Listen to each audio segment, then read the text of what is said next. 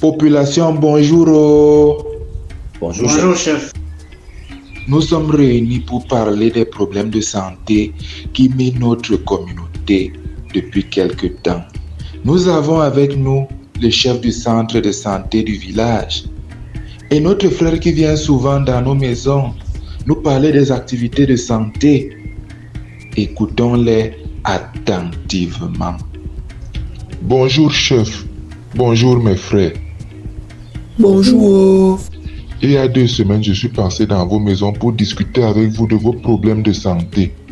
J'ai constaté qu'il y a des cas de diarrhée avec du sang, des personnes qui font des urines avec du sang, les enfants qui ont le gros ventre. Le directeur de l'école m'a dit que beaucoup d'enfants de notre village sont toujours fatigués et dorment en classe. J'en ai fait part au chef du centre et nous avons décidé avec l'accord du chef d'organiser cette rencontre. Bonjour. Les signes et les symptômes que l'agent de santé communautaire du village est venu me décrire montrent l'air de 2 maladies bien connues, les helminthias intestinales et la bilharziose. Les helminthias intestinales et la bilharziose sont causées par des vers et favorisées par une absence ou une mauvaise hygiène individuelle et collective. Les symptômes communs à ces 2 maladies sont des douleurs abdominales, une diarrhée fréquente avec présence de sang, des ballonnements, la fatigue. Dans le cas de la bilharziose, il y a présence de sang dans les urines. Les helminthias ou vers intestinaux se transmettent en consommant les légumes et les fruits non lavés, en mangeant sans se laver les mains, en buvant de l'eau souillée et en marchant pieds nus.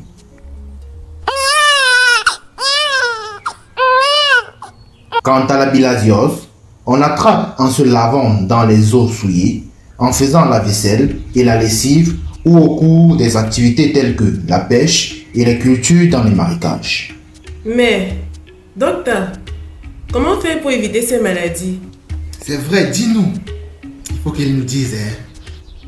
Pour éviter les helminthias intestinales, nous devons laver les fruits et les légumes avec de l'eau potable, nous laver les mains avec de l'eau propre, coulante et du savon après avoir changé le bébé, après avoir été aux toilettes, avant et après avoir mangé. Nous devons également boire de l'eau potable et porter des chaussures fermées ou des sandales. Docteur, et pour la maladie où on pisse le sang là? Il faut éviter d'uriner ou de déféquer près ou dans les marigots, les rivières. Évitez également de se laver dans les eaux contaminées par les parasites. Docteur, si on ne traite pas ces maladies, quelles sont les conséquences pour notre santé? Si on ne se traite pas à temps, les complications peuvent être une anémie qui va se manifester par une grande fatigue, surtout chez les enfants qui vont à l'école, ce qui va affecter leurs résultats scolaires et leur croissance. Il y a également les intestins bouchés ou perforés par les vers et pourrissement des intestins, et là, il faut une intervention chirurgicale d'urgence. Qu'est-ce que l'État fait pour résoudre ce problème? Nous souffrons trop.